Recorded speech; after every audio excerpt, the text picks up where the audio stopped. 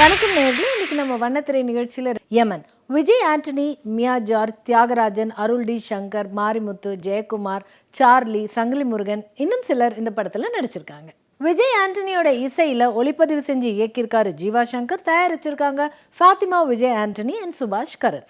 இந்த படத்தோடைய கதை, ஹீரோ விஜய் ஆண்டனியோட அப்பா விஜய் ஆண்டனியை கிராமத்தில் அரசியல் சூழ்ச்சி செய்து கொலை செய்கிறாரு அருள் டி சங்கர். குழந்தையா இருக்கிற விஜய் ஆண்டனியை தாத்தா சங்கிலி முருகன் சென்னைக்கு எடுத்துட்டு வந்து வளர்த்துறாரு.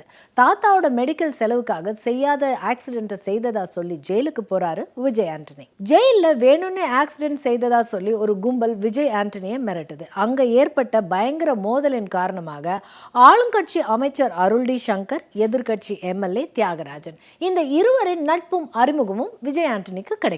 இந்த நட்பினால் விஜய் ஆண்டனி அரசியல்ல வளர்றாரு. ஆனா அது பிடிக்காத அருள் டி சங்கரும் தியாகராஜனும் விஜய் ஆண்டனிக்கு எதிராக மறைமுகமா சூழ்ச்சி செய்யறாங்க. இந்த சூழ்ச்சியை எதிர்த்து இல்ல அழிச்சு விஜய் ஆண்டனி எப்படி அரசியல்ல ஜெயிக்கிறாரு, அதுதான் இந்த படத்துடைய மீதி கதை. ஹீரோ விஜய் ஆண்டனி அப்பா மகன்னு 2 கெட்டப்ல வராரு. அதிக காட்சிகள்ல நிறைவா நடிச்சிருக்காரு. மியா ஜார்ஜை கவனமா கச்சிதமா காதலிக்கிறாரு. தியாகராஜனோட வஞ்சகத்தை அறிந்து எந்தவித பதட்டமும் இல்லாம அவரை அழிக்கும் காட்சி அதிகப்படியான ஹீரோயிசம். நடிகையாக வரும் மியா ஜார்ஜ் காதல் காட்சிகள்ல கண்ணியத்தை கடைபிடிச்சிருக்காங்க. எதிர்கட்சி எம்எல்ஏ தியாகராஜன், ஆளுங்கட்சி அமைச்சர் அருள் டி சங்கர் இருவருமே அடுத்தவர்களை மிரட்டும் தொனியிலும் அழிக்கும் காட்சிகளிலும் நிறைவான நடிப்பை கொடுத்திருக்காங்க. ஜாதி பாசத்தோடு வரும் சார்லி, ரவுடி மாரிமுத்து, இப்படி எல்லா கதாபாத்திரங்களுமே கச்சிதமான பொருள். ஒளிப்பதிவு இயக்கம் ஜீவா சங்கர் தெளிவான காட்சிக்கு தேவையான உணர்வுகளை தரக்கூடிய ஒளிப்பதிவை தந்திருக்காரு.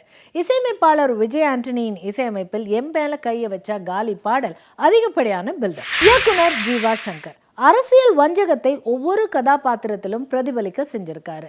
தன்னால் கொலை செய்யப்பட்டவரின் மகன்தான் விஜய் ஆண்டனி என்று தெரிந்தும் தெரியாமலும் வில்லன் அருள் டி சங்கர் தவிப்பதுதான் படத்தின் மொத்த வேகமும். மொத்தத்தில் யமன் நல்ல. மீண்டும் சந்திக்கும் வரை வணக்கம் கூறி விடைபெறுவது உங்கள் பிரியதர்ஷினி. நன்றி.